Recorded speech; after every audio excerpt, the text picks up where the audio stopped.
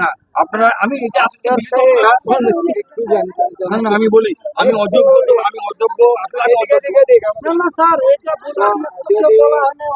আমি অযোগ্য মনে হয় যে আমি এই শিক্ষা বিভাগে অযোগ্য, তাহলে আমি তো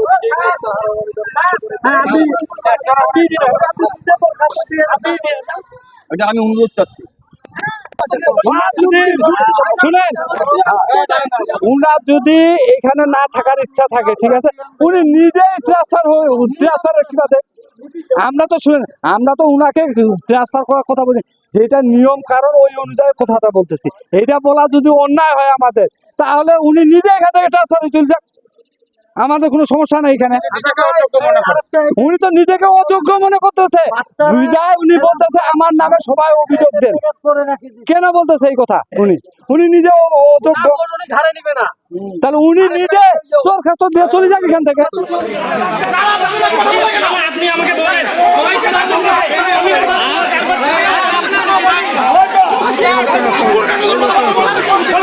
মূল্য নাই আপনাকে যদি আমরা সভাপতি বানাই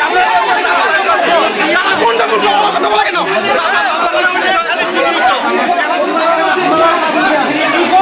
সবাই মূর্খ।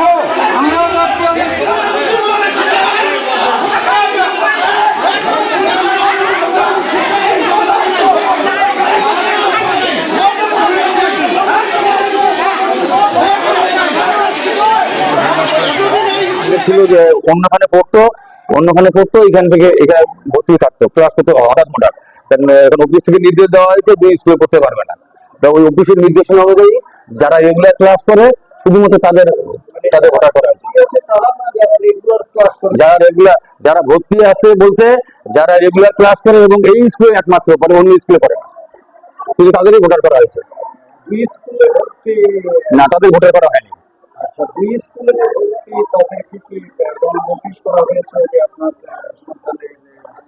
না, আমরা হোম ভিজিট করছি দুই একটা, আর আমরা ইনফর্মও করছি এবং আমরা ডাকে এর আগে 24 সালের ডাকে আমরা ইয়েও করছি যে এরকম দুই স্কুলে পড়তে পারবে না করছি।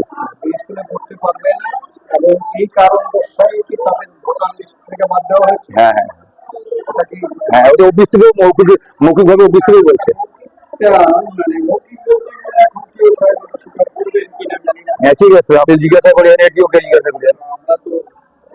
আপনি বলছেন যে ওরা মৌখিকভাবে বলেছে এবং ওইটা বাস্তবায়ন করছে। হ্যাঁ, আমি সবসময় সার্বক্ষণিক অফিসের রুল ফলো করি।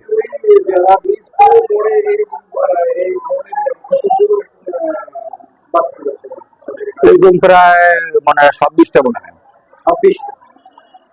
26টা বাদ পড়েছে, সবাই স্কুলে পড়ে দিলে ভোটার। না না, এটা অফিসের নির্দেশ। হ্যাঁ, শিক্ষা অফিসের নির্দেশ।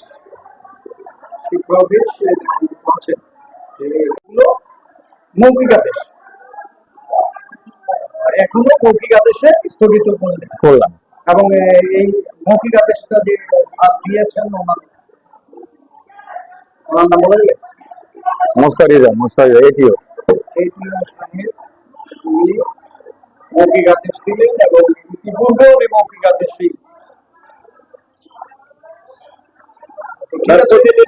দিতে পারত। হ্যাঁ, ওনার প্রতিনিধিত্ব দেয়, ঠিক আছে দেন।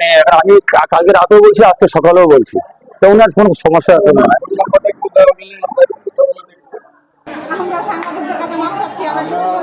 আমরা বলবো যে ওনারা কথা বলবে না, আর ওনারা